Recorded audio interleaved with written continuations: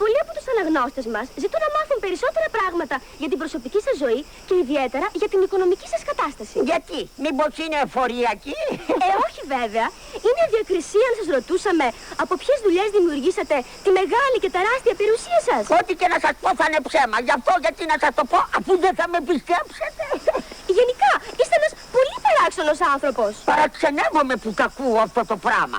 Διότι τη σημερινή μας εποχή δεν είναι καθόλου παράξενο να είναι κανείς παράξενος. Βέβαια τώρα όσον αφορά για την τηλεόραση που βλέπουν οι τηλεθεατές υπερβολές. Ναι, είναι υπερβολές, το λέω με μεγάλη μου λύπη, είναι υπερβολικός. Υπερβολές.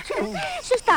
Ξεπερνάει τα όρια και της πιο τολμηρής φαντασίας. Γιατί στη ζωή μας δεν γίνονται φανταστικά πράγματα που λέμε ότι ούτε στον κινηματογράφο δεν γίνονται. Δεν κάθεται τα πόδια μου. Θέλετε? Ναι, αλλά κάτσε κοπέλα μου, κάτσε έτσι, μπράβο.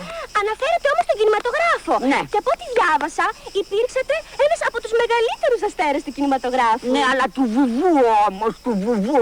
Γιατί τότε υπήρχαν πολλοί κοφάλαλοι. Τώρα νομίζω ότι ελαττώθηκαν. Λέτε? Ναι. Και σήμερα θα παρακολουθήσουμε ένα επεισόδιο στην τηλεόραση που δείχνει το πόσο μεγάλο στάρ ήσασταν. Ναι, να κάτσεις να το δεις. Σήμερα είναι το επεισόδιο που κάνω τον Ταρζάν. Πιάσε μου τη μαγκούρα, να σηκωθώ.